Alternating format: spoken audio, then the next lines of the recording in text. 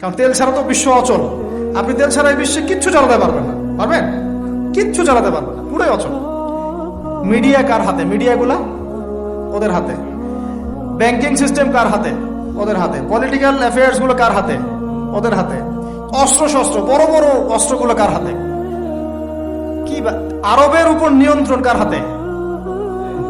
আপনারা মনে করেন যে আরবের উপর নিয়ন্ত্রণ নাই, সব স্বাধীন? আরবের উপরে অদৃশ্য শিকল পড়ানো আছে। এই পশ্চিমাদেরকে তেল বিক্রি করে করে করে আরবরা ধনী হয়ে গেছে। আর ওই তেলগুলো যদি আমরা না দিতাম, আজকে ওদের একটা যুদ্ধ বিমানও ফ্লাই করতো না। আর আমাদের মুসলিম রাষ্ট্র মাশাআল্লাহ 57টা।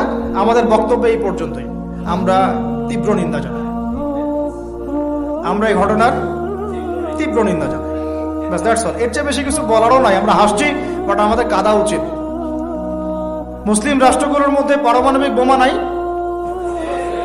নাই? আরব রাষ্ট্রগুলোকে অস্ত্র শূন্য করে দেওয়া হয়েছে। নিজেরা অস্ত্র প্রডিউস করতে পারে না। এরা তেল দেয়, তেল দিয়ে কিছু ডলার পায়, ওই ডলার দিয়ে আবার ওর কাছেই অস্ত্র কিনে। আপনারা একটু বোঝার চেষ্টা করেন। যখন আমরা এগুলো পড়ছিলাম ইউনিভার্সিটিতে, তখন এগুলো বুঝতাম না। ইউনিভার্সিটিতে আমরা এগুলো ঝরঝরে করে মুখস্থ করেছি, বিশ্বাস করেন। এই যে ওদের অ্যালায়েন্স, পলিটিক্যাল অ্যাফেয়ার্স, এইটা ওইটা, এগুলো মুখস্থ আমাদের, কোনটা কোন সাল কি ছিল, এখনই বরং ভুলে গেছে। কিন্তু ইসলামের সাথে যখন এটা মেলানো শুরু করলাম, তখন দেখলাম যে বাপরে বাপ, গভীরে তো অনেক কথা আছে, এর শেকড় তো অনেক গভীর। মানে বিষয়টা বোঝেন যে আমি তেল বিক্রি করব শুধুমাত্র ডলারে, অন্য কোনো কারেন্সিতে না। মানে ধরেন যে এই ব্রিফকেস ভর্তি টাকা আছে, কি আছে ভাই? এটাতে ধরেন যে 1 কোটি টাকা আছে, আর আমি গেলাম আবুধাবিতে। কোথায়? আবুধাবি। তো গিয়ে বললাম যে শেখ, এই যেখানে এই ব্রিফকেসে 1 কোটি টাকা আছে, নট ডলার, টাকা, আমাকে 5 লিটার তেল দেওয়া যায়? জীবন আমাকে তেল দিবে না। এই বক্সটা আমি নিয়ে গেলাম টাকার জায়গায় ডলার দিয়ে। শেখ, আমার কাছে ডলার আছে 1 ব্রিফকেস, আমাকে কি এখন তেল দেওয়া যায়? অবশ্যই। কুল্লু খালাস, আসেন। অবশ্যই। ইয়া হাবিবি কুল্লু খালাস, আসেন তেল নিয়ে যান। হাবিবি বলবো তখন, আসেন তেল নিয়ে যান। এই যে শুধুমাত্র ডলার দিয়ে তেল কেনা বেচা করার চুক্তি, এর নাম হলো পেট্রো ডলার মনিটরি সিস্টেম। আপনি ডলার ছাড়া অন্য কোনো কিছুতে তেল কিনতে পারবেন। গাদ্দাফি চেষ্টা করেছিল, মেরে দেওয়া হয়েছে, ঠিক আছে? তারপরে আরো অনেক কান্ট্রি, সাদ্দাম হোসেন ট্রাই করার চেষ্টা করেছিল, মেরে দেওয়া হয়েছে। এই চায়না, রাশিয়া এখন চেষ্টা করছে যে আমরা অন্য কারেন্সিতে তেল কেনা বেচা করব। ইরান মাঝখানে চেষ্টা করেছে আমরা সোনা দিয়ে তেল কেনা বেচা করবো, সোনা দিয়ে। ওই জন্য দেখেন ইরানের সাথে অলওয়েজ লেগে আছে, অলওয়েজ একটা ফিকশন লেগে আছে। কারণ এগুলো আমরা বুঝি। এখন কথা হচ্ছে, এই যে কেনা বেচাটা জায়েজ না জায়েজ বলেন দেখি? এটাও ভাইদের কাছে ফতোয়া নিয়েন। এতে করে কি হলো? ডলার হয়ে গেল সুপিরিয়র কারেন্সি, ও আধিপত্য বেড়ে গেল, আধিপত্য বেড়ে গেল। যদি আমরা টাকা দিয়ে তেল কেনা বেচা করতে পারতাম, তখন আমার টাকার মান থাকতো বেশি, ওদের মান থাকতো কম। তখন ডলারকে কেন্দ্র করে সব টাকা পয়সার মান নির্ধারণ করা শুরু হলো। কথা বুঝতে পারছেন? এই চুক্তিটা করেছে আরবরা। কারা করেছে? আরবের গলফ কান্ট্রিরা। এর পিছনে একটা ঘটনা আছে। বাদশাহ ফয়সাল রাহিমাহুল্লাহ, তিনি তেল বয়কট করেছিলেন, তারপরে হেনরি কিসিঞ্জার এসে এই চুক্তি করেছিল। এটা অনেক আগের কথা, এটা 4th যুদ্ধের কথা, 1973 সালের দিকের কথা। এখন এই তেলের উপর নিয়ন্ত্রণ তারা নিয়ে নিল ডলার দিয়ে। যেটা বলতে চাচ্ছি শুনুন, বুঝেন। আমি ডলার দিলাম আপনাকে। আপনার নাম কি ভাই? আপনার নাম কি? হ্যাঁ হ্যাঁ, সাকিব। আচ্ছা, সাকিব ভাইকে আমি ডলার দিলাম, এক ব্রিফকেস, এবং তিনি তেলের মালিক মনে করেন। এখন ভাই আমাকে তেল দিলেন, তা আমি তেল মাশাআল্লাহ আমার দেশে নিয়ে গিয়ে, বাংকার আছে, বাংকার, ওই বাংকারের নিচে তেল ঢুকে রিজার্ভ করে রেখে দিলাম, যাতে ভবিষ্যতে এটা কাজে লাগে। কারণ তেল ছাড়া তো বিশ্ব অচল। আপনি তেল ছাড়া এই বিশ্বে কিচ্ছু চালাতে পারবেন না, পারবেন? কিচ্ছু চালাতে পারবেন না, পুরোই অচল। এখন ভাই তো আবার অস্ত্র শস্ত্র তার কাছে নাই, সে আমার সাথে বন্ধুত্ব করেছে। এখন আমি তাকে বোঝাচ্ছি যে আপনার তো নিরাপত্তার জন্য অস্ত্র দরকার, আপনার আশপাশে অনেক শত্রু আছে, ইরান আছে আপনার পাশে, যদি হামলা করে আপনার শত্রুরা তো অভাব নাই, তাহলে অস্ত্র কিনতে হবে না আপনার? ও বলছে হ্যাঁ কিনতে হবে। তো তাহলে অস্ত্র তো আপনি বানাতে পারেন না, সেই প্রযুক্তি আপনার নাই। আমার দেশে অনেক অস্ত্র আছে, এগুলো আপনাকে দেই, আপনি ডলার দিয়ে এগুলো কিনে নেন। প্রথমে যে ডলারটা আমি ওকে দিয়ে তেল নিয়েছি, ওই ডলারটা আমি আবার ওর কাছ থেকে নিয়ে আমার অস্ত্র দিলাম ওকে। লাভ কার? বুঝেন নাই মনে হয়। প্রথমে আমি দিয়েছি ওকে ডলার, সাকিবকে, সাকিব দিয়েছে আমাকে তেল, সেই তেল নিয়ে আমি আমার দেশে রিজার্ভ করেছি, তেল তো আমার থাকলোই। আর আমার ডলার হলো কারেন্সি, সুপিরিয়র কারেন্সি, যা দিয়ে অন্য কারেন্সির মান নির্ধারণ করা হয়। এবার ওকে বুঝালাম তোমার অস্ত্র নাই, তো বলছে তো আমার তো প্রযুক্তি নাই, তাহলে আমাকে আপনি কিছু অস্ত্র বিক্রি করেন আমার কাছে। তা আমি কিছু অস্ত্র, আমার তো অস্ত্রের অভাব নাই, আমি যত ইচ্ছা এগুলো বানাতে পারি, যেটা বানাচ্ছি ওর চেয়ে অত্যাধুনিকটা আমার কাছে আছে।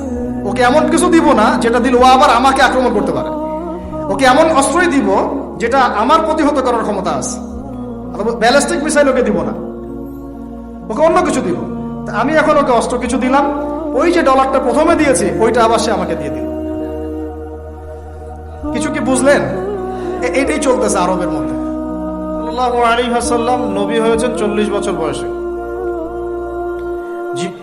জন্মগ্রহণের আগে বাবাকে হারিয়েছেন, তারপরে 6 বছর বয়সে মাকে হারিয়েছেন,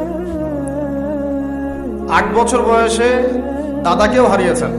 বাবার নাম ছিল বাবা আব্দুল্লাহ, মায়ের নাম ছিল মা আমিনা, দাদার নাম ছিল দাদা আব্দুল মুত্তালিব। এরপরে তিনি মানুষ হয়েছেন চাচার পরিবারে, চাচার নাম ছিল আবু তালেব। 8 বছর বয়স থেকে নিয়ে বলা যায় 53 বছর পর্যন্ত চাচার গার্ডিয়ানশিপেই ছিলেন। সুবহানাল্লাহ। এই চাচা আবু তালেব নবী সাল্লাল্লাহু আলাইহি ওয়াসাল্লামের জন্য এবং দ্বীন ইসলামের জন্য, কারণ তার ভাতিজার দিন তো তারই দিন, এমন কোন ত্যাগ নাই যা স্বীকার করেন নাই। চাচা আবু তালেব নবী সাল্লাল্লাহু আলাইহি ওয়াসাল্লামকে যে সাপোর্টটা দিয়েছেন, এই সাপোর্টটা আমরা সবাই মিলেও এখনো দিতে পারি নাই। বিশ্বাস করেন? যে সাপোর্টটা নবী সাল্লাল্লাহু আলাইহি ওয়াসাল্লামকে চাচা আবু তালেব দিয়েছেন, এই সাপোর্ট আমরা সবাই মিলেও তাকে দিতে পারি নাই। চাচা আবু তালেব শেষ পর্যন্ত কালিমা পড়েন নাই। সাহাবীরা জিজ্ঞাসা করেছিলেন যে ইয়া রাসূলুল্লাহ সাল্লাল্লাহু আলাইহি ওয়াসাল্লাম, আপনাকে এত সাপোর্ট দেওয়ার পরে চাচা আবু তালেবের কি কোনোই উপকার হবে না, লাভ হবে না? নবীজি বলেছেন সাল্লাল্লাহু আলাইহি ওয়াসাল্লাম, আমি না থাকলে আমার চাচাকে জাহান্নামের একদম অতল তলে রাখা হতো। আমার কারণে আল্লাহ রাব্বুল আলামিন তাকে জাহান্নামের উঁচু জায়গায় রাখবেন, জাহান্নামের উঁচু জায়গায় রাখবেন, যেখানে আগুন তার পায়ের গোড়ালি স্পর্শ করবে, এতেই তার মগজ টকবক করে ফুটতে থাকবে। আপনারা কি আমার বাংলা ভাষা বুঝতে পারছেন? এমন কোন সাপোর্ট নাই চাচা দেন নাই। মক্কার প্রায় 13 বছর যখন দাওয়াতি কাজ করছেন নবী সাল্লাল্লাহু আলাইহি ওয়াসাল্লাম, মানুষ গালি দিচ্ছে, কেউ থুতু নিক্ষেপ করছে, কেউ নামাজরত অবস্থায় মাথার উপরে ওটের নাড়ি ভুড়ি চাপিয়ে দিচ্ছে, কেউ বলছে এই ব্যক্তি জাদুকর, এই ব্যক্তি গণক, এই ব্যক্তি মিথ্যাবাদী, নাউজুবিল্লাহ, এই ব্যক্তি ফারিকুল জামা, জামাত বিভক্তকারী, এই ব্যক্তি মাজনুন, পাগল। তাকে আগলে রেখেছেন তার চাচা। মানুষ অর্থনৈতিক বয়কট করছে, চাচা আগলে রেখেছেন।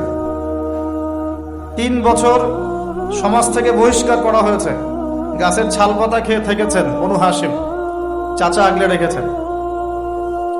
চাচা ছোটবেলা থেকে তাকে এত মহব্বত করেছেন, তার ছেলেদেরকে নিয়ে যখন খেতে বসতেন, আমাদের নবী সাল্লাল্লাহু আলাইহি ওয়াসাল্লাম একটু লাজুক ছিলেন, তিনি শোরগোল করতেন না, চুপচাপ খেতেন।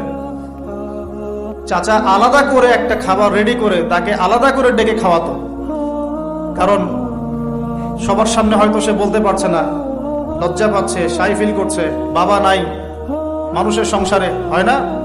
এটা আপনারা হয়তো সবাই বুঝবেন না, আমরা বুঝি।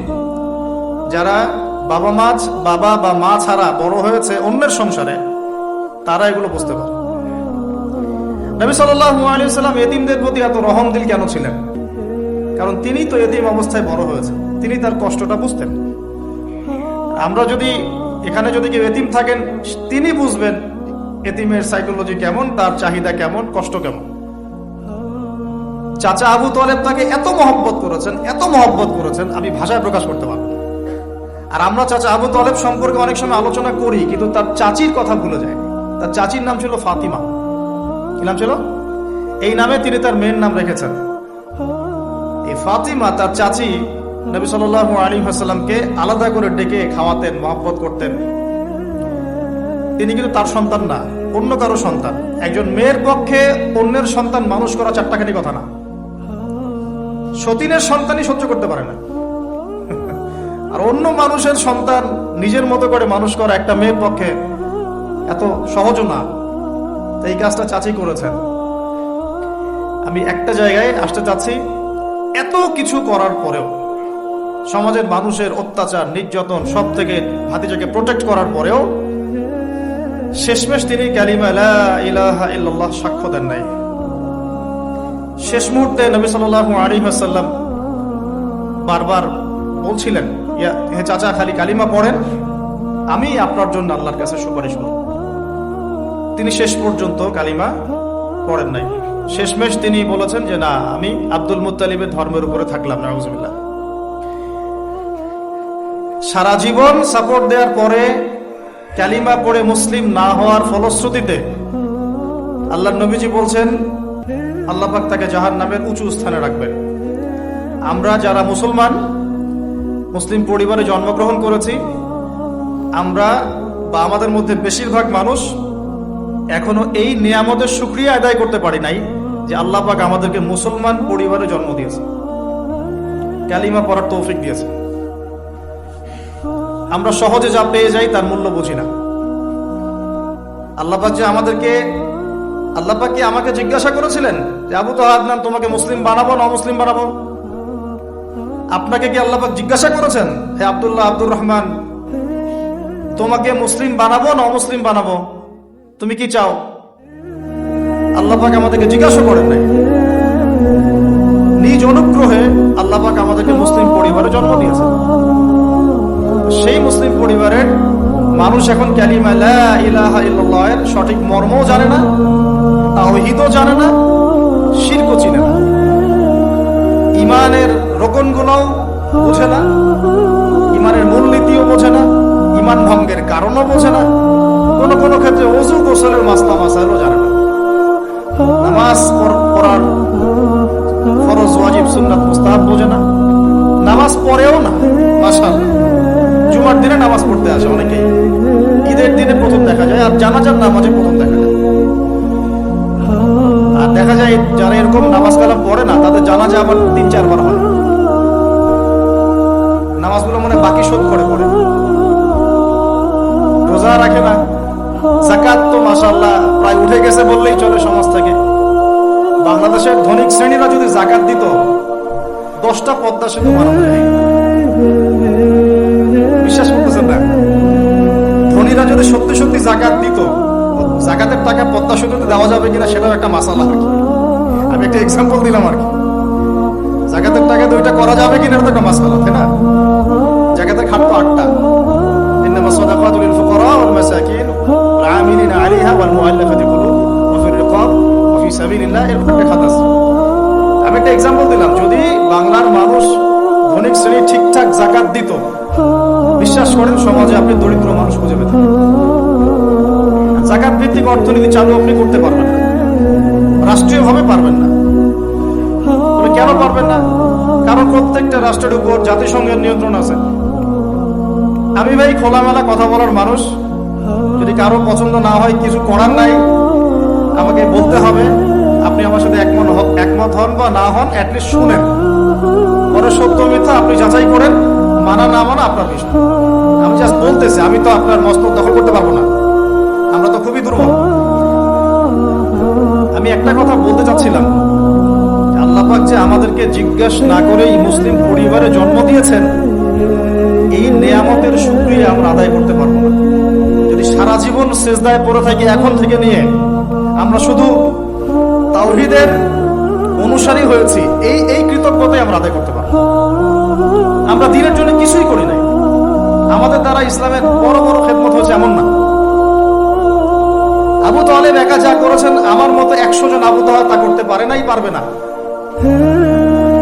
এটাই সত্য কথা। আবু তালেব কোন অবস্থায় করেছেন?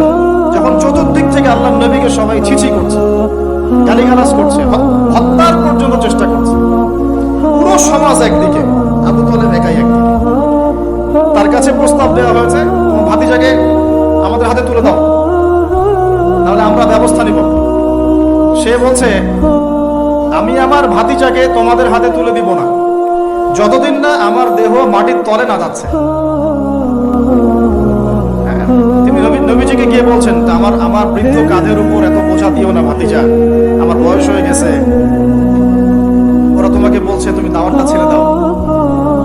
নবীজি বলছেন, আমার ডান হাতে যদি চাঁদ এনে দেওয়া হয়, বাম হাতে সূর্য এনে দেওয়া হয়, চাচা আমি এই দাওয়াত ছাড়তে পারবো। হয় আমি এই পথে দাওয়াত দিতে দিতে আমার এই দিন বিজয়ী হবে, না হলে আমি হালাক হয়ে যাব। তখন কি হলো? তখন তিনি বললেন যে ওরা তোমার দিকে আসতে পারবে না দলে দলে, যতক্ষণ না আমি আবু তালেব দাফন হচ্ছে মাটির তলে। কথা বুঝতে পারছেন? এখন মূল কথাটা হচ্ছে, আমরা যারা মুসলিম পরিবারে জন্মগ্রহণ করেছি, এরপরেও আমরা তাওহীদের জ্ঞান অর্জন করছি না, শিরক থেকে দূরে থাকছি না, নামাজ পড়ছি না 5 ওয়াক্ত ফরজ নামাজ, যাকাত দিচ্ছি না, সাওম রাখছি না, প্রোটেস্ট্যান্ট মুসলিম হয়েছি, Protestant version of Islam follow করছি, ইসলামের দাওয়াতের কাজ করছি না, দ্বীনের বিজয়ের কোনো ফিকির করছি না। সত্যি কথা বলতে আমাদের দুনিয়াতে থাকার চেয়ে না থাকাই ভালো। আমরা এখন গরু ছাগল। বিশ্বাস করেন আমার কথা, আল্লাহ পাক এই শব্দই বলেছেন সূরা আরাফের সম্ভবত 189 নম্বরে 189, ওয়ালাকাদ বা'দা আউযু বিল্লাহি মিনাশ শাইতানির রাজীম ওয়ালাকাদ যারানা লিজাহান্নামা কাসীরাম মিনাল জিন্নি ওয়াল ইনস। আল্লাহ পাক বলেন, আমি প্রচুর জিন আর মানুষকে দিয়ে জাহান্নাম পূর্ণ করব। বলেন আউযুবিল্লাহ। লাহুম কুলুবুন, কেন পূর্ণ করব? তাদের কি অপরাধ ছিল? কি অপরাধে করব? লাহুম কুলুবুন, তাদেরকে কলব দিয়েছিলাম, লা ইয়াফকাহুনা বিহা, বোঝার চেষ্টা করে না। ওয়া লাহুম আযানুন, কান দিয়েছিলাম, লা ইয়াসমাউনা বিহা, শুনে নাই। ওয়া লাহুম আ'য়ুনুন, চোখ দিয়েছিলাম, লা ইউবসিরুনা বিহা, চোখ দিয়ে দেখে নাই, কলব দিয়ে উপলব্ধি করে নাই, কান দিয়ে বলেন শোনে নাই, চোখ দিয়ে দেখে নাই। উলাইকা কাল আনআম, এরা ছিল আনআমের মতো। আনআম কি? আনআম মানে গবাদি পশু, ক্যাটলস, গবাদি পশু। শুধু তাই না, বাল হুম আদল, বরং এর চেয়েও নিকৃষ্ট ছিল। গবাদি পশুকে যে দায়িত্ব দেওয়া হয়েছে ও সেটা পালন করে। প্রত্যেক প্রাণীকে যে দায়িত্ব দেওয়া হয়েছে সেই দায়িত্ব তারা পালন করে কিনা? না হলে আমরা এত বড় বড় বড় প্রাণীর সাথে কিভাবে পেরে উঠতাম? একটা গরু নির্দ্বিধায় জীবনকে সঁপে দিচ্ছে, বিদ্রোহ করছে না, করছে? তো আল্লাহ পাক এই কথা বলছেন, উলাইকা কাল আনআম, তারা হচ্ছে গবাদি পশু, তো বাল হুম আদল, বরং তার চেয়ে নিকৃষ্ট। কারা? উপলব্ধি করে না, দেখে না, শোনে না। এখন আমাকে উত্তর দেন দেখি, আমাদের মধ্যে এখানে কোন ব্যক্তি আছেন যে চোখে দেখেন না, কানে শোনেন না, উপলব্ধি করেন না? আমরা সবাই চোখে দেখি। এই চোখে দেখি কিনা? দেখতে পাচ্ছেন তো আপনি? কানে শুনতে পাচ্ছেন কিনা? তাহলে আল্লাহ পাক কোন চোখের কথা বলছেন আর কোন কানের কথা বলছেন যেগুলো অন্ধ? নিঃসন্দেহে অন্য একটা চোখ আছে, আরেকটা কান আছে, আরেকটা চোখ আছে, কান আছে, এটা কোথায়? কলবে। তাহলে আবু জেহেল আল্লাহর নবীকে চিনতে পারছে না, আবু বকর রাদিয়াল্লাহু আনহু চিনতে পারছেন, তাহলে দুজনের তো বাইরের চোখ একই। কোন চোখ তাহলে অন্ধ আবু জেহেলের, যে কারণে আবু জেহেল আল্লাহর নবীকে চিনতে পারল? বলেন। এখন বলেন, মুসলমান পরিবারে জন্ম নেওয়ার পরে আমরা যারা নামাজ পড়ি না, যাকাত দেই না, রোজা রাখি না, সামর্থ্য হয়েছে হজ করি না, জুমার দিনে আসি, ঈদের দিনে আসি, হ্যাঁ, সৎ কাজে আদেশ করি না, অসৎ কাজে নিষেধ করি না, কুরআন তেলাওয়াত করা শিখি না, রাসূলের সুন্নাহ মাফিক জীবন গড়ি না, আর অর্থনীতি রাজনীতিতে গেলাম না, ওটা গেলামই না, বাদ, তো অনেক বড় স্কেল। তাহলে আমাদের কি চোখ আসলেই আছে, কান আসলেই আছে, কলব কি আসলেই চিন্তা, না সত্যিকার অর্থে আমরা গবাদি পশু হয়ে গেছি? আত্মপর্যালোচনা করতে হয়। তো আত্মপর্যালোচনা, মোরাকাবা মানে হচ্ছে আত্মপর্যালোচনা, নিজেদেরকে নিয়ে ভাবতে হবে। তো এখন আপনি আমাকে উত্তর দেন, যে মুসলমান নামাজ পড়ে না, রোজা রাখে না, দাওয়াতের কোনো মেহনত নাই, দিন প্রতিষ্ঠার সংগ্রাম নাই, কোরআনও তেলাওয়াত করতে জানে না, আল্লাহর পথে সদকা করে না, তাওহীদের জ্ঞান নাই, শিরকের জ্ঞান নাই, সুন্নতের জ্ঞান নাই, বিদআতের জ্ঞান নাই, ঈমান ভঙ্গের কারণ জানে না, ওযু করার মাসালাও জানে না, এই মুসলমান সারা বিশ্বে মার খাবে না তো কারা খাবে? আমাকে বলেন, উত্তর দেন। আমার জানা নাই, আমি এগুলো বুঝি না, বুঝতে আসছি। আমি অনেক কিছুই বুঝি না, আর আমার বুঝের সাথে অনেক কিছুই মিলে না। আমার বুঝ এইটা যে মার খাবো না তো খাবে কারা, এটা আমার বুঝ। এখনো যে আমরা বসে আছি এখানে খাই নাই, সেটাই তো আল্লাহ পাকের রহমত। অনেক আগেই তো আল্লাহর গজব আসা উচিত ছিল। নামাজ তো আগেই ছেড়ে দিছো তুমি, যাকাত দাও না, রোজা রাখো না, রাসূলের সুন্নাতের কোনো খবরই নাই, প্রতিদিন ক্লিন শেভ করতেছো তুমি, আল্লাহ রাসূলের সুন্নাতকে জবাই করতেছো, প্রতিদিন করতেছো, পর্ন দেখতেছো, বাইকে করে মেয়ে নিয়ে ঘুরতেছো, ইউনিভার্সিটিতে গোল হয়ে বসে আসো মেয়েদের সাথে, অ্যাভেলেবল তো এগুলো হচ্ছে, অ্যাভেলেবল। মেয়েরা জিনা করতেছে, বউ ছেলে পেলে। এখন বিয়ে তো কঠিন, এই জন্য এই পথটা বেছে নেয়, এই পথটা সহজ। 5 দিন 7 দিন একটা মেয়ে কিনে ঘুরলে দেখা যায় যে ওই বিছানায় চলে যাওয়া যায়। এখন তো এই যুগ চলতেছে। আগেকার সেই যুগ নাই তো, যে চিঠি দিয়ে প্রেম করে, লম্বা প্রেম হয়, পরে বিয়ে হয়। এখন সব দৈহিক সম্পর্ক, 1 মাস একজনের পিছনে, ওটা হয়ে গেছে আর পরের মাসে আরেকটার পিছনে। ইউনিভার্সিটিতে জেনা আর জেনা, জেনা আর জেনা, এমনকি চাকরি ক্ষেত্রেও ফ্রি মিক্সিং, অফিস আদালত, কোর্ট কাচারি, রাজনৈতিক মিছিলে পর্যন্ত ছেলে মেয়ে একসাথে সামনাসামনি, সব জায়গায় এগুলো অধিকার। এই ফ্রি মিক্সিং এর কারণে কি হয়েছে, আমরা জেনাটাকে উন্মুক্ত করে ফেলেছি। এখন আপনি বলেন, যে আমাকে বুঝান, যে এইরকম অবস্থায় মুসলমানদের উপরে যদি বিপর্যয় না আসে, কোন সময় আসবে? আসে নাই, আল্লাহ পাকের খাস রহমত। হয়তো আল্লাহ পাক এখন পর্যন্ত সুযোগ দিয়ে রেখেছে। উপলব্ধি যে সবাই করে না এমনও না, বহু মানুষ উপলব্ধি করে, কিন্তু তাদের সংখ্যা নিতান্তই কম। আর তাদের মধ্যে আবার বিভক্তি আছে, অনৈক্য আছে, আপোষে হিংসা, বিদ্বেষ, পরশ্রীঘাতরতা আছে। তারা আবার ইউনাইটেড না। তো বদরগঞ্জবাসীর জানা উচিত যে বদরের যুদ্ধ হয়েছে 2য় হিজরিতে। কত হিজরি? 2য় হিজরিতে। আল্লাহ নবী সাল্লাল্লাহু আলাইহি ওয়াসাল্লাম এই চাচার সংসারে মানুষ হয়েছেন প্রায় 53 বছর পর্যন্ত। এই চাচাই তাকে বিয়ে দিয়েছেন 25 বছর বয়সে। তার আগে চাচার ব্যবসা তিনি সামলেছেন। ওই ব্যবসার এক কাফেলা খাদিজা রাদিয়াল্লাহু আনহার অর্থ ছিল। এই ব্যবসা দিয়ে তাকে টেস্ট করলেন, দেখলেন আমানতদার, সুদর্শন, মাশাআল্লাহ উন্নত চরিত্রের মানুষ, উন্নত রুচিবোধের মানুষ, আল্লাহ আমিন, বিশ্বস্ত। বিয়ের প্রস্তাব পাঠালেন, চাচা বিয়ে দিয়ে দিলেন। কার সাথে? খাদিজা রাদিয়াল্লাহু আনহার সাথে। তখন তার বয়স কত ছিল? 25। তার বয়স কত? 40। আর আমাকে এই সেকুলার সমাজকে আমরা বলতে চাই, আমি বলতে চাই, অ্যাটলিস্ট মনে করেন কথার কথা যে আমার স্ত্রীর বয়স 40, আমার বয়স 25। এখন আমরা একে অপরকে মহব্বত করি, ভালোবাসি, আমরা সংসার জীবনে হ্যাপি, সুখী, এবং আমাদের সন্তান সন্ততিও হচ্ছে। এমন না যে আমরা মেডিকেল সায়েন্সের ভাষায় এই দিকে আমরা অক্ষম। মহব্বত আছে, দুজনকে পেয়ে সুখী, একে অপরকে ভালোবাসি, সন্তান হচ্ছে। আপনার কোনো সমস্যা? আমি আমার এই ম্যারিড লাইফে আমরা হ্যাপি, আপনার কোনো সমস্যা? আমার স্ত্রীর বয়স 40, আমার বয়স 25। মনে করেন আমার বয়স এখন 32-33 হবে আর কি, সূর্যের হিসেবে। কিন্তু বয়স কিন্তু ফিক্স হয় চন্দ্র হিসাবে, আমরা সূর্য হিসাব করি। এখন ধরেন আমি একটা বিয়ে করলাম, ধরেন তো স্ত্রীর বয়স মনে করেন 16 বছর। কত? মনে করেন 16 বছর। 16 বছর একটা মেয়ের কি হায়েজ হয়? হায়েজ বোঝেন? আচ্ছা, সে কি সন্তান জন্মদানে সক্ষম?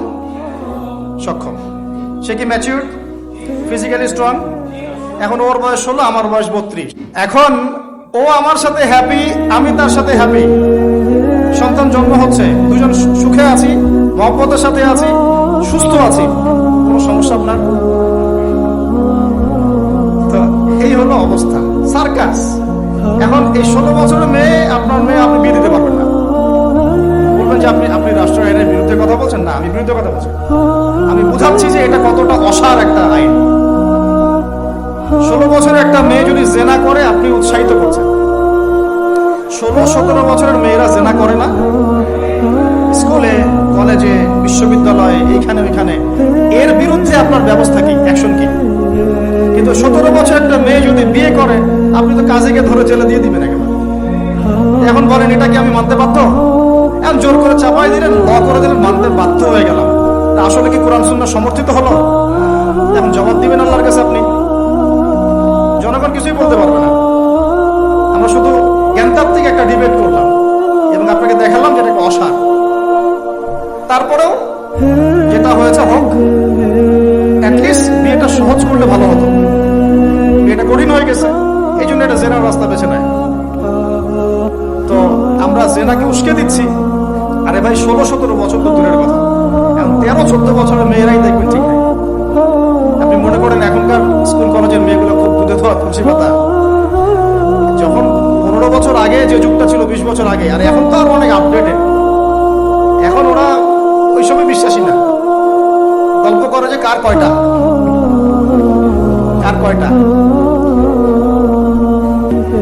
কোনো ভাই হাসেন না, কোনো ক্ষেত্রে মাদ্রাসাও এ থেকে মুক্ত হয় নাই। আমাদের দিকেও তো বলতে হবে, ইনসাফ করতে হবে। তো বহু মাদ্রাসাতেও জেনার ঘটনা ঘটছে এখন, কারণ এটা পর্নোগ্রাফির যুগ। কিসের যুগ? একজন টিচার যদি কোরআনে হাফেজ হয়, আলেম হয়, এবং একই সাথে যদি পর্নে এডিক্টেড হয়, সেই ব্যক্তির দ্বারা ধর্ষণ হতে পারে। যদিও সে হাফেজ, যদিও সে আলেম, যদিও সে দায়ী, এরকম ঘটনা ঘটছে। হয় নাই ভাই? আমি কি বানায় কথা বললাম? যেই করুক এটা পাপ। শাস্তিও আবার কি? ধর্ষণের শাস্তি কি? ইসলামের শাস্তি কি? মৃত্যুদণ্ড। কয়টা কার্যকর করতে পারবেন আপনি? সব দিকে সমস্যা। আমি যে পয়েন্টে আছে এখানে চলে আসেন। তার বয়স তখন 40, আমাদের নবীজির বয়স 25। ম্যারিড জীবনে হ্যাপি, 6টা সন্তান হয়েছে। কয়টা? আর নবী সাল্লাল্লাহু আলাইহি ওয়াসাল্লাম খাদিজা রাদিয়াল্লাহু আনহার কাছ থেকে যে মমতা, যে ভালোবাসা, যে সাপোর্ট পেয়েছেন, এটা বিরল। এই যুগে এমন মেয়ে পাওয়া হয়তো বা সম্ভব, কারণ এই যুগে তো আমরাও সাহাবীদের মতো না। আমরা যদি সাহাবীদের মতো না হতে পারি, আমরা মহিলা সাহাবীদের মতো স্ত্রী আশা করি কিভাবে? মাশাআল্লাহ, এখন নবী সাল্লাল্লাহু আলাইহি ওয়াসাল্লামের কাছে সমাজের জাহিলিয়াত ভালো লাগে না। বোঝার চেষ্টা করি, কি জাহিলিয়াত ভালো লাগে না? তিনি দেখেন যে মক্কার মানুষ মূর্তি পূজা করে, তিনি দেখেন মক্কার মানুষ সুদ খায়, মক্কার মানুষ জিনা করছে, মাদক খাচ্ছে, হানাহানি, মারামারি, কাটাকাটিতে আছে। তার এগুলো ভালো লাগে না। তিনি এখান থেকে সরে যান, দূরে দূরে থাকেন। হেরা পাহাড় আছে, হেরা গুহা, ওই পর্বতের গুহায় তিনি একা একা নির্জনতা অবলম্বন। কারণ যখন আপনি একটা ভালো রাস্তায় থাকবেন, সমাজের অন্যান্য খারাপ বিষয়গুলো আপনার পছন্দ হবে না, নিচে থেকে ভালো লাগবে না। এই যে আমি যতটুকু ইমানদার, পাশে কনসার্টের গান কানে আসলে আপনার খারাপ লাগে না? লাগে তো, আপনি বুঝতে পারেন না? চোখের মধ্যে খারাপ কিছু পড়ে গেলে আপনার খারাপ লাগে, মনে হয় যে এখান থেকে চলে যেতে পারলেই বাঁচি।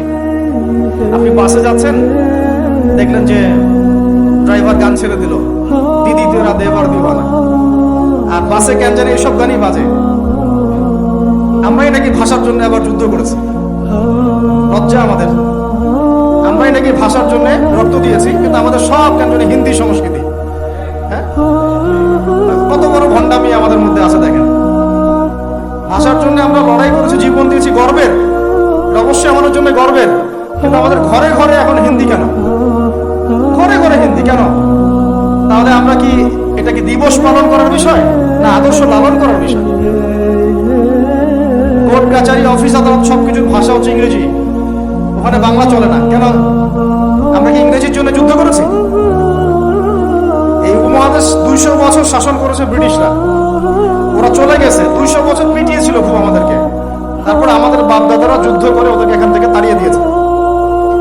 কিন্তু ওরা চলে গেলেও ওদের কোনো সুন্নত নিয়ে যায় নাই, ওদের সব সুন্নত দিয়ে গেছে, কোর্ট কাচারির সুন্নত দিয়ে গেছে, অর্থনৈতিক ব্যাংকিং সুন্নত দিয়ে গেছে, রাজনৈতিক সুন্নত দিয়ে গেছে, এমনকি পোশাক আশাকের সুন্নতও দিয়ে গেছে, এমনকি বাথরুমের টয়লেট ওইটাও দিয়ে গেছে।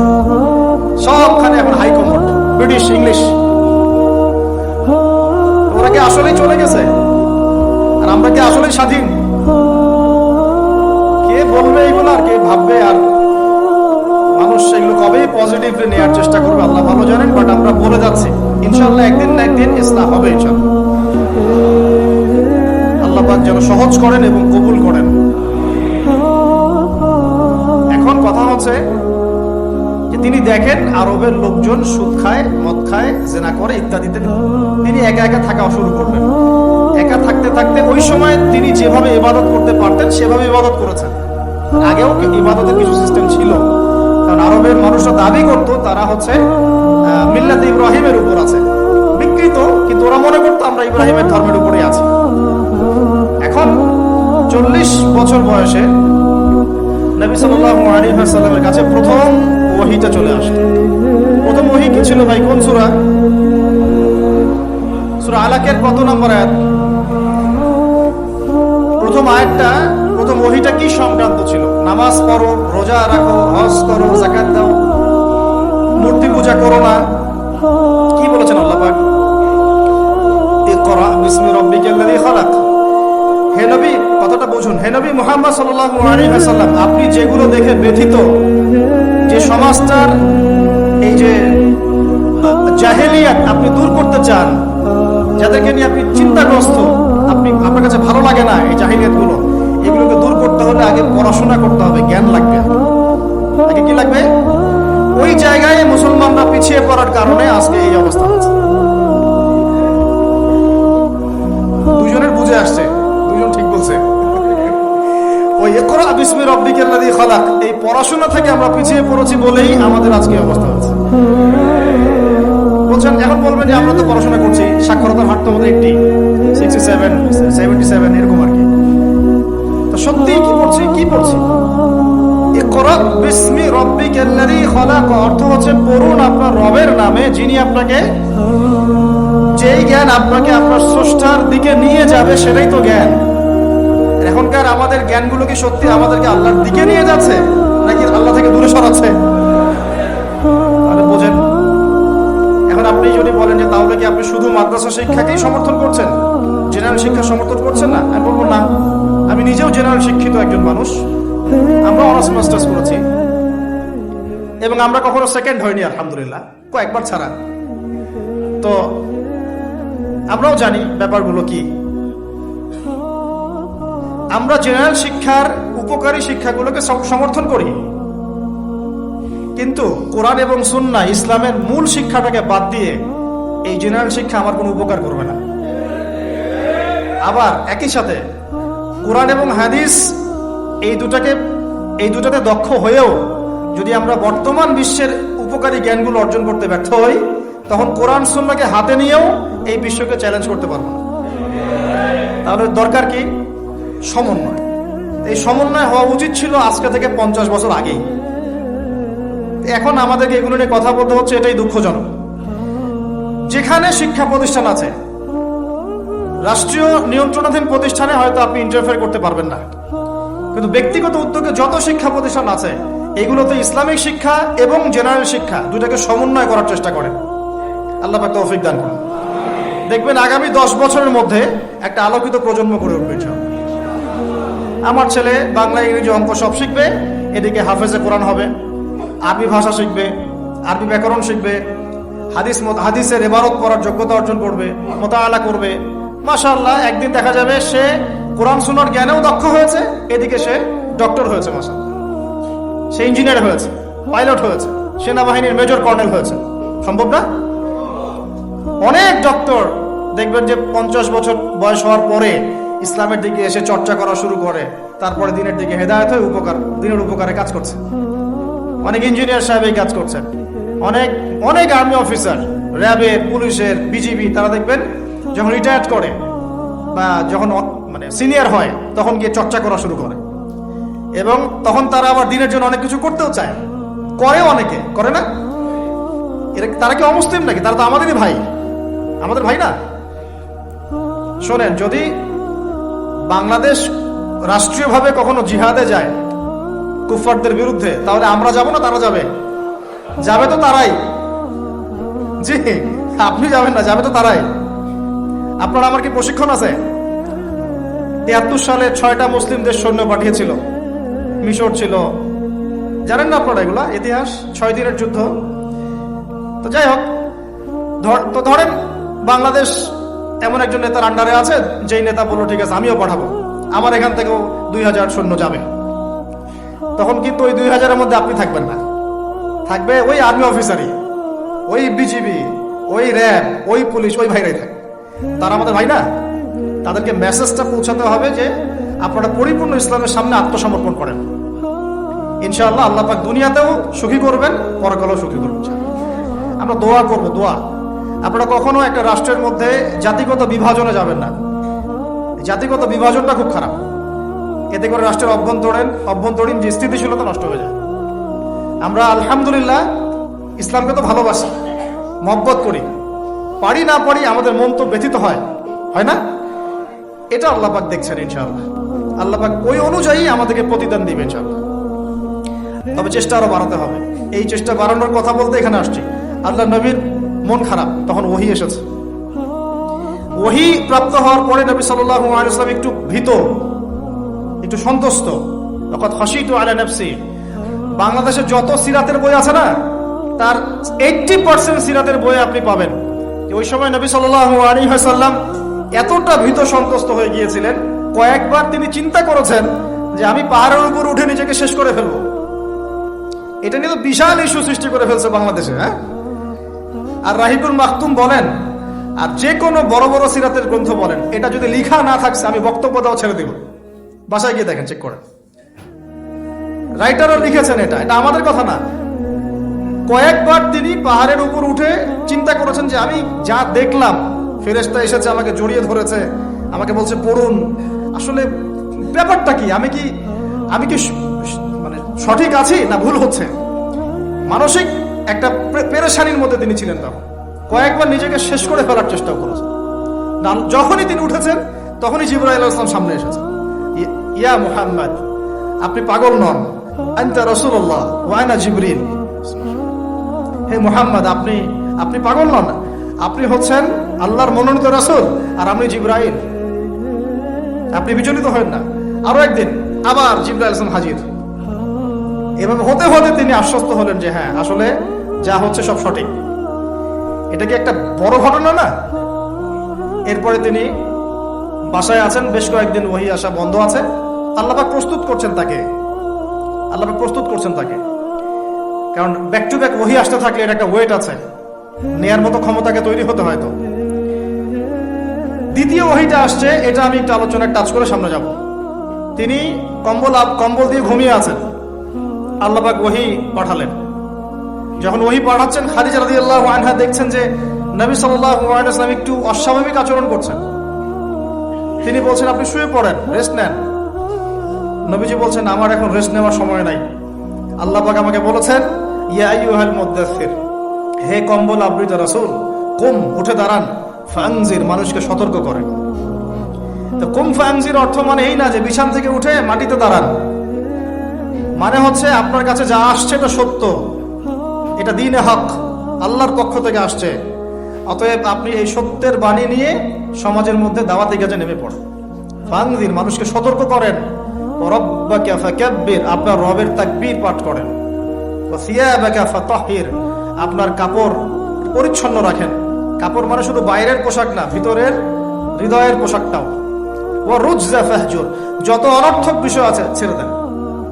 ওয়ালা তামনু তাস্তাকসির ওয়ালি রাব্বিকা ফাসবির, কিছু পাওয়ার আশায় আপনি কাউকে সদকা করেন না, কারো কাছে কিছু পাওয়ার আশায় আপনি সাদাকা করেন না, বরং আপনার রবের জন্য আপনি সবর করেন। কত গভীর কথা। এটা নিয়ে কিন্তু আলোচনা খুব বেশি হয় না। আমরা আলোচনা করি প্রথম ওহীটা কি ছিল, এটা দ্বিতীয় ওহী ছিল। উঠুন উঠুন, সতর্ক করুন। আপনি যা ভাবছেন এরকম কিছু না। আপনি নবী, আপনি শেষ নবী। এই মহাবিশ্বে আপনার মতো কোনো নবী আসে নাই। আপনি সর্বশ্রেষ্ঠ নবী, আপনি সর্বশ্রেষ্ঠ আখলাকের অনুসারী, আপনার উম্মত হচ্ছে সর্বশ্রেষ্ঠ উম্মত।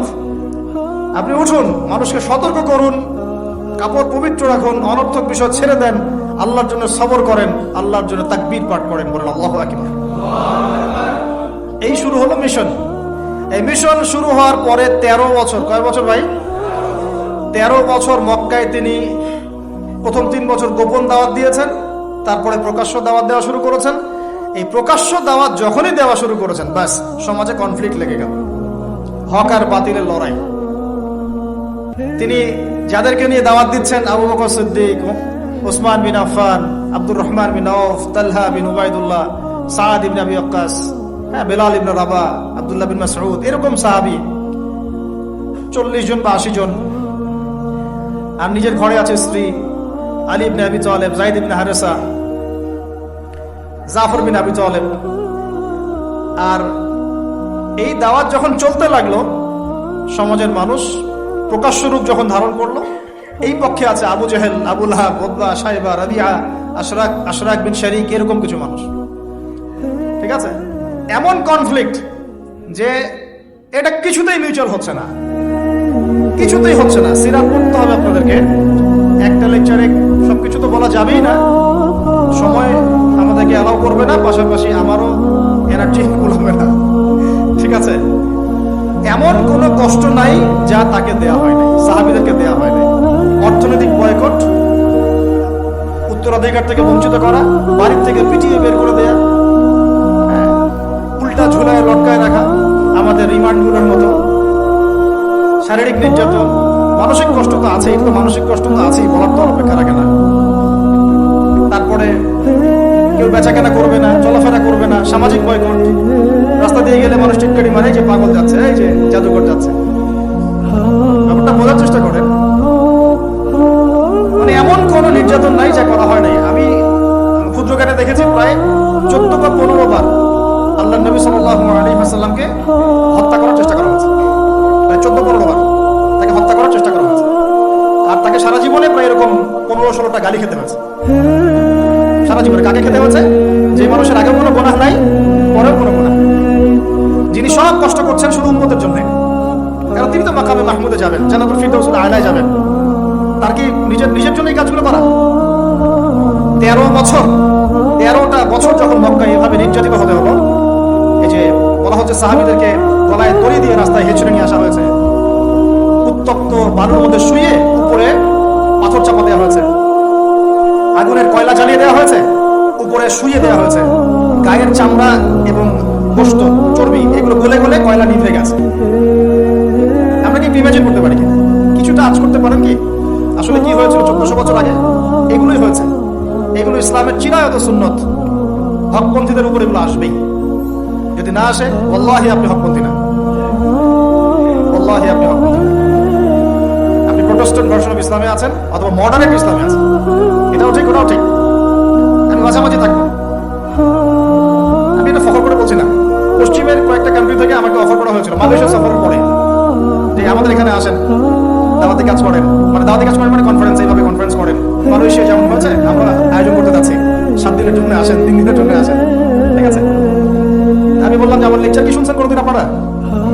তারপরে না, বিভিন্ন ক্লিপ দেখেছি, পুরো লেকচার তো শোনা হয় না। বললাম যে আগে ইউটিউব চ্যানেল থেকে সব লেকচারগুলো শুনেন, তারপর যদি মনে হয় যে ওখানে গেলে আমি সেফ, তাহলে নিয়ে যান।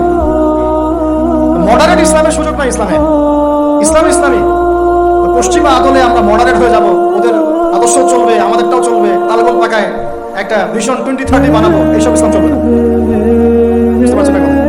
ইসলাম চির প্রাচীন, চির নতুন, চির আধুনিক, এর কোনো ব্যতিক্রম ব্যত্যয় নেই। ওর মূলনীতির কোনো পরিবর্তন হবে না। ওর মূলনীতি জায়গায় থাকবে, কিন্তু হয়তো প্রযুক্তিগত উন্নয়ন হতে পারে, শাখা প্রশাখাগত কিছু পুরোই পার্থক্য আসতে পারে, কিন্তু আসলে কোনো পার্থক্য আসবে না। তো যে কথাটা বলেছি, এটা চিরায়ত সুন্নাত, যে নির্যাতনটা মক্কায় হয়েছে। যদি না হয়, বুঝে নেবেন যে আপনার বা আমার ইসলামিক চলাফেরার মধ্যে কোনো একটা ল্যাকিংস আছে, বা আমরা western version of Islam follow করছে। এটা হচ্ছে মুযাবযাবিনা বাইনাহুম, মানে এদিকেও না ওদিকেও না, দুটার মাঝখানে। আল্লাহ রাসূল সাল্লাল্লাহু আলাইহি ওয়াসাল্লাম বলেছেন, একটা হাদিস বলি তাহলে আপনি বুঝে নেবেন যে আমরা আসলে কোন জায়গায় আছি। কি বললাম? হাদিসটা কি? সহিহ মুসলিমের হাদিস। রাসূলুল্লাহ সাল্লাল্লাহু আলাইহি ওয়াসাল্লাম বলেছেন, ক্বালা নবী সাল্লাল্লাহু আলাইহি ওয়াসাল্লাম, মান রাআ মিনকুম মুনকারান, তোমাদের মধ্যে যে কেউ যদি কোনো অন্যায় গর্হিত কাজ দেখে, ফালইউগাইয়ির বিয়াদিহি, সে যেন তার হাত দিয়ে এটাকে প্রতিহত করে। মানে এই লেভেলে আমরা কয়জন আছি? 0.00001%। মান রাআ মিনকুম মুনকারান ফালইউগাইয়ির, সে যেন পরিবর্তন করে। এমন না যে সামর্থ্য হলে পরিবর্তন করো, মানে যাদের হাত দিয়ে প্রতিহত করার ক্ষমতা আছে তারা যেন অবশ্যই হাত দিয়ে প্রতিহত। এখানে ধরেন একটা জিনা হচ্ছে, নাউজুবিল্লাহ, বা একটা নোংরামি হচ্ছে, ফাহিশা কোনো কাজ হচ্ছে, এখানে যদি সর্বোচ্চ দায়িত্বশীল তিনিও এখন গিয়ে কিছু বলার অধিকার রাখেন না। বলতে গেলে তিনি 10 বার চিন্তা করেন যে বলতে কি হতে পারে, তাই না? বাজারের মধ্যে ধরেন সুদের একটা জুয়া হচ্ছে, জুয়া কেউ কিছু বলতে পারেন না। মসজিদ এখানে ধরেন পাশের বাসায় বিয়ের অনুষ্ঠান হচ্ছে, বিয়ে মানেই তো জেনা দিয়ে শুরু হলো, ধুম ধারাক্কা গান বাজতেছে। আর ঢাকা শহরে বিশ্বাস করেন না, এই অত্যাচারে থাকা যায় না। মানে একটা ফ্ল্যাট ধরেন 14 তলা 10 তলা, এই 10 তলার মধ্যে 5 তলার সদস্যের বিয়ে, 7টা হায়ার করে নিল, নিয়ে এমন জোরে ধুম ধারাক্কা মিউজিক শুরু করবে যে পুরো এলাকার প্রত্যেকটা ঘরে ঘরে যেন সাউন্ড হচ্ছে। মানে ওর উপর যেন ওয়াজিব করা হয়েছে সবার কানে গান বাজনা হচ্ছে। কিন্তু কিছু করার নাই, আপনি বলতে চান উল্টা আপনার উপর চড়া হবে, হুজুর আসছে বেশি বেশি কোন, আমরা আর মুসলমান না, আমরা আর ইসলাম ফলো করি না, বলতে আসছে। আপনি বাসায় যান, নিজের ঘর ঠিক করেন, এ বলবেন। হাদিসের এই শব্দের বাক্যের আওতায় আমরা আছি কিনা কি ভাবেন? ওয়ামান লাম ইয়াস্তাতি, যদি এভাবে কেউ প্রতিহত করতে না পারে, দ্বিতীয় সেন্টেন্স হাদিসের, ফালইউগাইয়ির বিলিসানিহি, সে যেন তার জবান দিয়ে প্রতিহত করে। আজকে জবান দিয়েও কি মানুষ প্রতিহত করছে? এরপরেও কিছু মানুষ মাজলুম ভাইদের বিপক্ষে অবস্থান নিয়ে ফতোয়াবাজি শুরু করেছে বাংলাদেশে। আমি বলেছি আপনারা মুনাফিক তখনই চিনতে পারবেন যখন উম্মাহ একটা সংকটময় অবস্থায় থাকে, তার আগে চিনতে পারবেন। এরাই কয়দিন আগে আমাদেরকে খারেজি বলতো, যারা এখানে মাজলুমদের বিপক্ষে ফতোয়া দিচ্ছে, বলছে প্রতিবার যখন এভাবে মুসলিমরা আক্রমণ করেছে কতবারই ল্যান্ড নাকি হারিয়েছে। আমি আল্লাহর কসম করে বলছি, তো এদের ইমানি লেভেল তো তলানিতে আছে, ইতিহাসের সামান্যতম জ্ঞান এদের মধ্যে নাই। মুনাফিকি মানহাজটাকে বলা হচ্ছে সহিহ মানহাজ, আর যারা মুজাহিদ, যারা হকের পক্ষে, তাদেরকে বলা হচ্ছে এরা খারেজি, এদের আকীদা ঠিক নাই, এরা সন্ত্রাসী, এরা অমুক, এরা তমুক।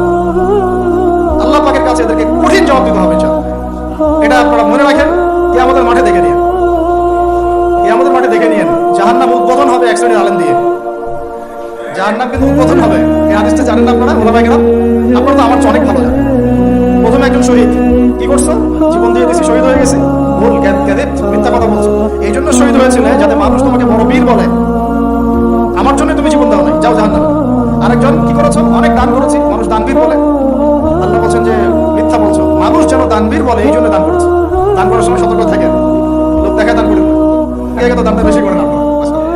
আমরা এই সুযোগটা নিব, অবশ্যই আমরা বেশি বেশি দান নিব এখন তাদের কাছ থেকে, ঠিক আছে? তাদেরকে ইনভাইট করবো, দান বেশি করে নিব, ভুলেও না এই কাজগুলো করবেন না। রিক্সাওয়ালা ভাইয়ের কাছ থেকে সৎকা নিবেন 10 টাকা, মুচি ভাই, তরকারিওয়ালা, ভ্যান চালক, এদের কাছ থেকে হালাল টাকা থেকে টাকা নেবেন। ওই বেড়াট মসজিদ থেকে দিন প্রচার হবে, আর হারাম টাকার এসি মসজিদ থেকে দিনের কোনো প্রচার হবে না। বাংলাদেশে এসি মসজিদের অভাব নাকি? আমার কথা রাগ করতেছে নাকি? বাংলাদেশে এমন অনেক মসজিদ আছে কোটি কোটি টাকার প্রজেক্ট, ঠিক শেষ জামানার হাদিসের মতো। নবীজি বলেছেন শেষ জামানায় কিছু মসজিদ হবে চাকচিক্যময়, একদম গর্জিয়াস, হেদায়েত উঠে যাবে। পরের লাইন হচ্ছে হেদায়েত উঠে যাবে, ওঠে নাই? নামাজ শেষ, মসজিদ বন্ধ। মসজিদে খাদেমদের মাঝে মাঝে অস্থিরতা দেখলে মনে হয় যে বাসায় গিয়ে সুন্নতটা পড়ি, এখানে পড়ার দরকার নেই, বিরক্ত হচ্ছে মনে হয়। নামাজ শেষ হওয়ার পর তাড়াতাড়ি এসি বন্ধ করতেছে, লাইট অফ করতেছে, ফ্যান অফ করতেছে, ভাই তাড়াতাড়ি যান, বিল উঠতেছে। আল্লাহ আমাদেরকে বোঝার তৌফিক দান করুন। তো উম্মার ক্রান্তি লগ্নেই আপনি এগুলো চিনতে পারবেন, তাছাড়া পারবেন না। আল্লাহ নবী বলছেন, যদি তোমরা হাত দিয়ে প্রতিহত করতে না পারো, যেটা সামর্থ্য আপনার নাই, মুখ দিয়ে যেন প্রতিবাদ করে। এখন এই জায়গায় আমাদের ইমান দিকে আছে না নাই? এইসব ইস্যুতে যাদের লেখার ক্ষমতা আছে তাদের উপর লেখা ওয়াজিব, যাদের বলার ক্ষমতা আছে তাদের উপর বলা ওয়াজিব, যাদের আরো বড় কোনো সহায়তা পাঠানোর সুযোগ আছে না, এটা পাঠানো তাদের জন্য ওয়াজিব। যাদের রাষ্ট্রীয়ভাবে কিছু করার ক্ষমতা আছে ওইটা করা তার উপর ওয়াজিব, আর যার এসব কোনো কিছুই করার ক্ষমতা নাই তার উপর দোয়া করা ওয়াজিব। আমাদের কি দোয়া করার ক্ষমতা নাই? আল্লাহ পাক শুনবেন না আমাদের দোয়া? এখন আসেন, ফাইল্লাম ইয়াস্তাতি, যদি তোমরা এটাও সক্ষম না হও, আরে বাবা মুখে কথা বলারও সুযোগ নাই, মুখে বললেও সমস্যা, অবস্থা খারাপ, গর্দান থাকবে না। আবু হুরায়রা রাদিয়াল্লাহু আনহু বলেছিলেন একটা কথা, যে আমি এমন অনেক ইলম জানি যেগুলো যদি আমি এখন বলা শুরু করি আমার গর্দান থাকবে না। সে একই কথা আমাদেরকেও মাঝে মাঝে ইশারা ইঙ্গিতে বলতে হয়, যতটুকু বলছি এতে বুঝে নেন, এর চেয়ে বেশি বলতে গেলে আমাদের গর্দান নাও থাকতে পারে। তো ভাই আমরা যারা মুখ দিয়ে বলতে পারবো না তাদের ফাইল্লাম ইয়াস্তাতি ফাবি কলবিহি, তাহলে যেন অন্তর থেকে ঘৃণা করে। এখন আপনি বলেন এই হাদিসের আওতায় আমাদের ঈমান টিকে আছে না নাই? অ্যাটলিস্ট মন থেকেও কি ঘৃণা করে? সাধারণ মানুষ মন থেকে অন্তত ঘৃণা করে। আর যদি ওয়াযালিকা আযআফু মিনাল ঈমান, মানে এটা হচ্ছে ঈমানের সবচেয়ে নিচু লেভেল, তার মানে যার মন থেকেও ঘৃণা আসছে না, ঈমানের সাথে কোনো সম্পর্ক নাই, ব্যাস সোজা কথা। আর যদি এগুলোও না করি, আমাদের দায়িত্ব আমরা এড়িয়ে যাই, কাল কিয়ামতের মাঠে কি আমরা জবাব দিতে পারবো?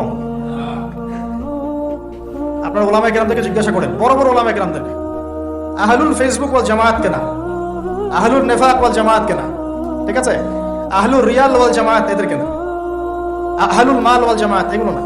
হকপন্থী ওলামায়ে কেরাম যারা, তাদেরকে জিজ্ঞাসা করবেন, যদি কোনো মুসলমান মেয়েকে তুলে নিয়ে যাওয়া হয়, ফিকহের যে কোনো কিতাব থেকে ফতোয়া নেবেন, যদি কোনো মুসলমান মেয়েকে কেউ অন্যায়ভাবে তুলে নিয়ে যায় মুসলিম রাষ্ট্র থেকে এবং তার শ্লীলতাহানি করে, তাকে রেপ করে, ধর্ষণ করে, তাহলে তার উপর আমাদের হুকুম কি, আমাদের করণীয় কি? ওলামায়ে কেরামকে জিজ্ঞাসা করে ফতোয়া নিয়েন, কি ফতোয়া দেয়। নিঃসন্দেহে তারা বলবে যদি ওই রাষ্ট্রের সামর্থ্য থাকে তার এটার বদলা নেওয়া ফরজ। যদি তাকে কোনো কুফার নিয়ে চলে যায়, জিম্মি করে রাখে, তাকে উদ্ধারের চেষ্টা করা ওই মুসলমানদের উপর ফরজ। যদি ওই রাষ্ট্র না করতে পারে তাহলে প্রতিবেশীর উপর হক বর্তাবে, ওর উপর করা ফরজ। যদি সে করতে না পারে তার প্রতিবেশীর উপর হক বর্তাবে, তার উপর করা ফরজ। যদি কেউ না করে সারা মুসলিম উম্মার উপরে তখন দায়িত্ব বর্তাবে, সবার উপরে করা ফরজ। আমি জাস্ট আপনাকে দুইটা দলিল দিচ্ছি। এক, ইসলামের ইতিহাসে একটা বড় যুদ্ধের নাম তাবুক যুদ্ধ। কি যুদ্ধ? সরাসরি ব্যাটল হয়নি, কিন্তু নবী সাল্লাল্লাহু আলাইহি ওয়াসাল্লাম একটা চিঠি এভাবে লিখে একজন সাহাবীর হাতে দিয়ে পাঠিয়ে দিয়েছিলেন যে তুমি রোমান সম্রাটের কাছে যাও, রোমকদের একটা অংশ, পুরো রোমটা হিরাক্লাস ছিল, এটা একটা অংশ, গিয়ে ইসলামের দাওয়াত দাও, তার ইসলাম কবুল করে কিনা দাওয়াত দাও। চিঠি পেয়ে অহংকার বশত ওই শাসক এই মুসলিম সাহাবীকে হত্যা করে। হয় না এরকম? হ্যাঁ, এত বড় সাহস, আমাকে দাওয়াত দিতে আসে, আমরা পরাশক্তি, তোরা কোথাকার বেদুইন, আরবের এসব বলে বলে তাকে হত্যা করছে। নবী করিম সাল্লাল্লাহু আলাইহি ওয়াসাল্লাম একজন সাহাবীর হত্যার বিনিময়ে বা এই ঘটনাকে কেন্দ্র করে 30,000 সৈন্য রেডি করে যাত্রা করেছেন তাবুকের দিকে। কত হাজার? একজন সাহাবীর হত্যার বদলা নেওয়ার জন্য। এত বড় সাহস! আমার সাহাবীকে হত্যা করা হয়েছে, একজন সাহাবী, রাষ্ট্রদূত, সে কিন্তু রাষ্ট্রদূত ছিল। রাষ্ট্রদূতকে হত্যা করা কিন্তু একটা বড় অন্যায় না? বড় অন্যায়। আল্লাহ নবী ফোর্স নিয়ে 30,000 সৈন্য নিয়ে গিয়েছেন, একদম কাঠ ফাটা রোদ, 3 মাস 4 মাস পায়ে হেঁটে গিয়েছেন। ওই সময় তো সূরা তাওবার আয়াত নাজিল হয়েছে, অনেকে যায় নাই, আয়াতুন নিফাক গুলো নাজিল হয়েছে, মনে নেই আপনাদের? এই যুদ্ধেই আবু বকর রাদিয়াল্লাহু আনহু বলেছিলেন যে আমি আমার বাসায় আল্লাহ এবং তার রাসূলকে রেখে সব দিয়ে দিলাম। ওমর রাদিয়াল্লাহু আনহু বলেছেন আমি আমার বাসায় অর্ধেক সম্পত্তি রেখেছি, বাকি অর্ধেক দিয়ে দিলাম। উসমান রাদিয়াল্লাহু আনহু এই যুদ্ধে এই 30,000 সেনাবাহিনীর 10,000-এর দায়িত্ব নিয়েছিলেন। এই 10,000 সেনাবাহিনী 3 মাস খাবে দাবে কি পড়বে সব দায়িত্ব তার। কত বড় দানবীর চিন্তা করেন। আমি একটা এক্সাম্পল দিলাম। একজন মুসলিমকে অন্যায়ভাবে হত্যার বিপরীতে নবী সাল্লাল্লাহু আলাইহি ওয়াসাল্লাম কি পদক্ষেপ নিয়েছেন, আর আমরা তার উম্মাহ 75 বছর থেকে চোখের সামনে এগুলো দেখে আসতেছি, কোনো প্রতিক্রিয়া নেই। আমাদের প্রতিক্রিয়া এতটুকুই, আমরা এর তীব্র নিন্দা জানাই, এটাই আমাদের প্রতিক্রিয়া। আমরা এই ঘটনার তীব্র নিন্দা জানাই, আমরা এর পাশে, আমরা তাদের প্রতি সহানুভূতিশীল। কোনো সিভিলিয়ানকে হত্যা করা উচিত নয়, এগুলো আমাদের বিবৃতি আর কি, কেউ কিছু বলতে পারে না।